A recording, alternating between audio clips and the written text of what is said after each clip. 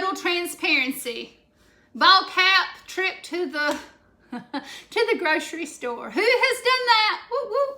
But anyway, I'm getting together a meal for a bowl dinner, and I'm going to boil this dinner in one pot, and it's going to make enough to take to several folks who aren't feeling that good, and enough for Randy and I to have supper tonight. So I'm going to get started on that.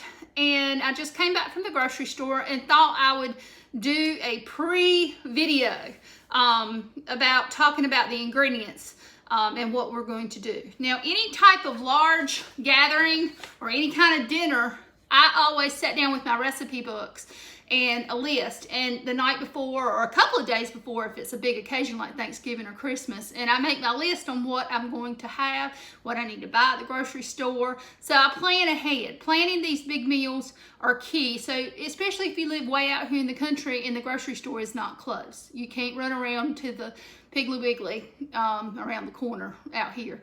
So you make sure you get everything you're gonna cook while you're there. And these pots, let's see, we're gonna do a ham. All right, and let me move that thing of sugar. Every grandma's and mama's got a thing of sugar, right? A Tupperware container. We're going to boil a ham in a pot. Now, it ain't gonna work in your regular pot, okay? You've got to have a larger cook pot. And I use this large thing to steam ribs, to cook larger things in. So this ham is gonna boil in this, okay? And it takes about 20 minutes per pound, and this is right at 9 pounds, so it's going to take a little while to boil. And after that, we're going to cook string beans, and I do have fresh string beans. They look pretty good, and I'm going to show you how to prepare those separately. Everything's going to be separate, but in a pinch, if you can't find fresh string beans, let me give y'all a little hint. These canned string beans that are whole beans, not cut, are smaller, and they're a lot more tender and flavorful. So I will take some strips of bacon and render that down and cook with this and add a little dash of sugar. That's the Southern secret weapon, you know, for every Southern cook. It's not much. It's seasoning, just kind of like with salt, pepper, and sugar. I did say that. So these are the Blue Lake whole green beans. They're hard to find, and they're a little bit more expensive, but they're worth it.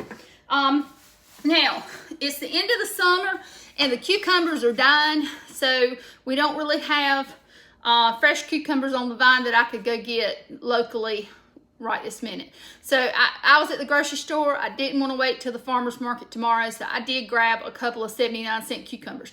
What we're going to do with those is make old-fashioned Southern sliced cucumbers. You just slice them right up, you soak them out with salt, then you put vinegar and a little bit of salt and pepper and sugar. That's the key. All right, and also we're going to make some stewed squash. These are yellow summer squash, and we're going to use those as a side dish to go along with that.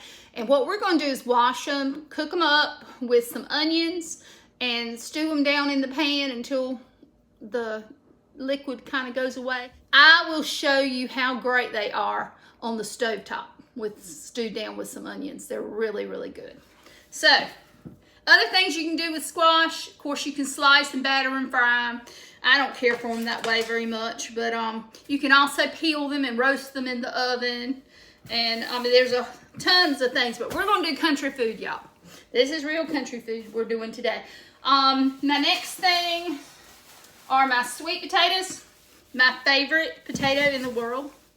Sweet potatoes, so versatile because they can be a side dish, savory or sweet. We're actually gonna make some candied yams out of these. And if you have any leftover candied yams, you can make my candied yam biscuits. Look up that recipe. It's split into 2 parts because I didn't know what I was doing to start with making these videos, and I couldn't figure out how to edit them and put them together. So anyway, it works. Watch part 1, part 2, candied yam biscuits. But we could also roast these and make a sweet potato pie. We could also peel these and roast them in the oven with a little olive oil. And that's getting into not Southern cooking, but still it's delicious. I love roasting them. But we're going to stay in my realm, good old-fashioned Southern cooking. Here's the onion that goes with the squash. Now, potatoes, an actual potato, we're going to cook the ham, then the string beans, and the potatoes all in the same pot with the same juice that the ham was cooked in. It's called pot liquor while the ham's removed. And you cook down the string beans and the potatoes at the same time, and they get soft. I've got some red potatoes and some yellow potatoes. Either one will work fine. If you like them, you can just wash them and leave the peeling on. If you want to peel them, you can do that too. This is your bus, you're driving it. Do what you want to do. I haven't made up my mind what I'm going to do yet, so we'll see. I may make a small amount of potato salad with these and then boil these and leave the skins on. That's what I'm thinking I'm going to do. All right. Then, homemade pies. I think I'm going to do a lemon meringue and a chocolate meringue. I make it scratch. I use a lot of cocoa. Can you tell? I buy the big kind from Sam's. And canned milk makes your bacon much, much better and richer. And then we're going to make some deviled eggs with the eggs. And I haven't found anything yet that's any better than the Jell-O pudding recipe pie for lemon meringue pie, to me. Now, I've got some secrets that I kick it up a notch and make it a little better. But I still start off with this base. So, for the deviled eggs, we use either mayonnaise or Miracle Whip.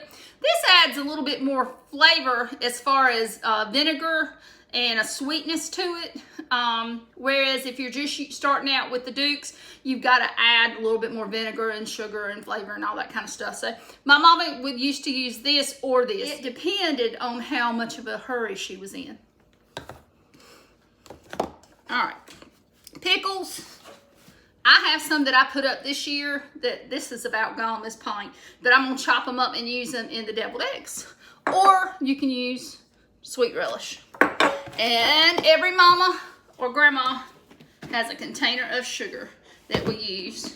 And we'll use sugar in some way, shape, or form in all of these dishes because it just adds a little sweetness. Not a lot. Well, sometimes a lot, maybe the pies. But anyway, and then I've just got regular old eggs that I got at the grocery store.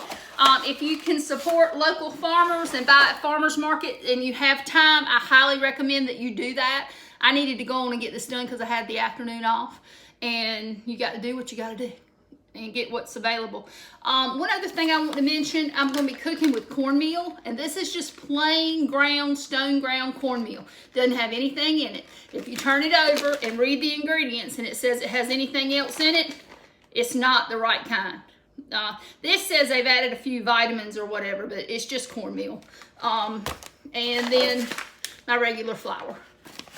Okay, I am going to do this country boiled dinner, and I'm going to post the videos of one thing at a time. So look for those to be posted in the next few days. I'm going to upload them after I edit them. I've learned how to do that, y'all. I'm getting a little bit better at this. Please share and ask everybody to subscribe. So I can keep on doing these. I would really appreciate it. It tickles me to death when I pull it up and see, wow, people have watched my videos 500 hours in X number of months. That is just purely amazing. But I'm amazed. I love doing this, especially I'm having a day off today and I can kind of do a little bit more things. And I'm not obligated to anybody else except to do this. And while I'm doing it, if I can help out some other people, I think it's wonderful. Thank y'all so much. I look forward to finishing this out for y'all. What we're going to have on the menu is ham, string beans, potatoes, cornmeal dumplings. Now, you talk about good. They are mighty good. We're going to have stewed squash and onions and candied yams. Now, that's a secret recipe. I have only given a couple of people in my life that recipe. And I asked them not to give it out. So I am going public with my candied yam recipe. Fried cornbread.